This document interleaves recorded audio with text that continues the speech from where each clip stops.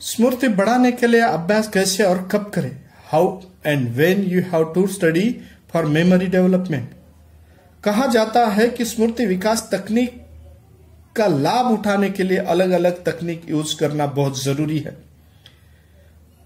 प्रत्येक व्यक्ति चाहता है कि कुशाग्र बुद्धि अच्छी स्मृति का स्वामी ही बन सकता है, उनका व्यक्तित्व विकास हो सकता है, उसमें प्रावीण्यता निर्माण हो सकती है, उनकी याददाश्त या स्मृति बढ़ सकती है।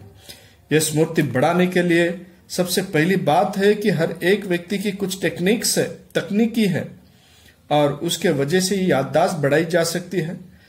चेहरे याद करना हो, आपको अंकों की याद जैसे टेलीफोन नंबर याद करना है, जल्दी भूलना नहीं है, अंकों की स्मृति बढ़ाना है और व्यवसाय में संबंध की जानकारी बढ़ाना है। स्मृति बढ़ाना है तो उदाहरण के लिए सर्जरी की प्राथमिकता है, या मानव शरीर की हड्डियां, ऊतिया या आंतरिक संरचना है, सर्जरी के इंस्ट्रूमेंट है, या फिर दवाओं के नाम, प्रभाव और मरीज के रोग है।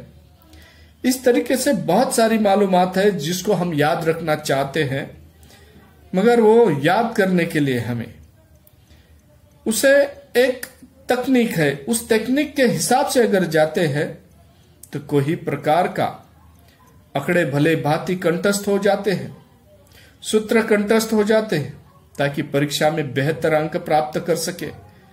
यहां तक कि हमारी मेमोरी पावर या स्मृति में वृद्धि हो सके।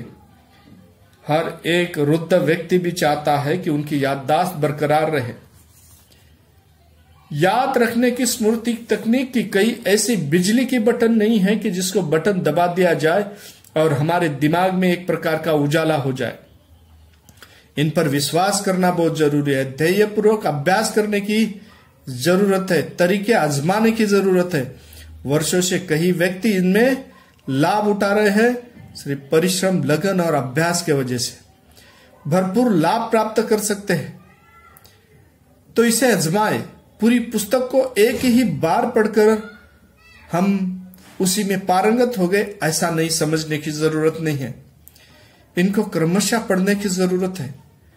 क्रमशः पढ़ने के बाद हमारे मेमोरी में अच्छे से स्टोर होता है और चाहे उस वक्त याद या रिकॉल हो सकता है। कैसे करेंगे हम इसके लिए? हर एक व्यक्ति की लर्निंग स्टाइल, अध्ययन करने की या स्मृति में जाके वो किस तरीके से बैठता है, इसके लिए स्पेशल लर्निंग स्टाइल है। चाहे होमवर्क हो, कोई प्रोजेक्ट हो, देर तक कार्य जुटने में शारीरिक और मानसिक थकान जल्दी आ जाती है। तो ऐसे टाइम में ये थकान दूर करने के लिए, हमारी याददाश्त बढ़ाने के लिए, जब भी कोई विषय, कोई सब्जेक्ट, कोई टॉपिक अगर पढ़ रहे हैं तो पढ़ते समय 10 से 50 मिनट तक लगातार पढ़ना चाहिए और पढ़ने के बाद कम से कम 10 से 15 मिनट या 25 मिनट तक हमें विश्राम की जरूरत है। अगर विश्राम लेते हैं, ब्रेक लेते हैं, तो इसके वजह से हमारी मेमोरी में पड़ा हुआ अच्छी तरीके से स्टोर होता है और बाद में जिस वक्त चाहिए उस वक्त रिकॉल हो जाता है।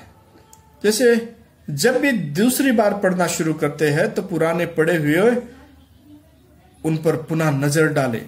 उस पर नजर डालने से उसको रिवाइज हो जाता है, अच्छी तरीके से याद हो जाता है।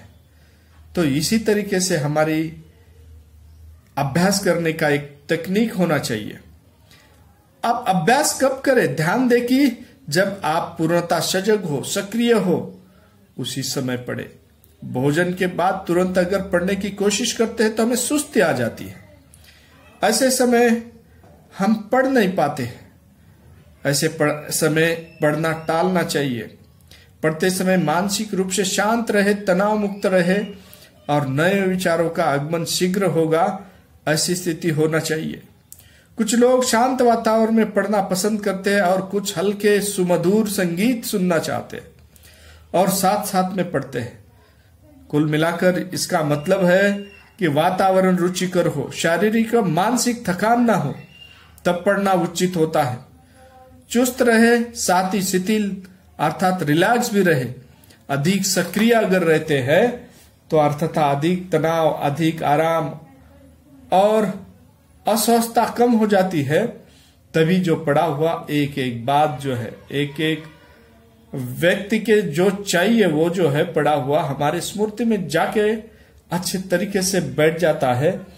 आराम और चुस्ती का उचित तालमेल रखते हुए अगर अध्ययन करते हैं तो हमारी स्फूर्ति बढ़ाने के लिए हम जो सोचते हैं कि किस तरीके से और कब अभ्यास करें, इस तरीके से अगर करते हैं तो बेहतरीन याद रहता है। दोस्तों, इसी तरीके से आगे भी बहुत सारे विषय याददाश्त के लिए आने वाले हैं, इसलिए आप ये देखते रहे। नमस्ते।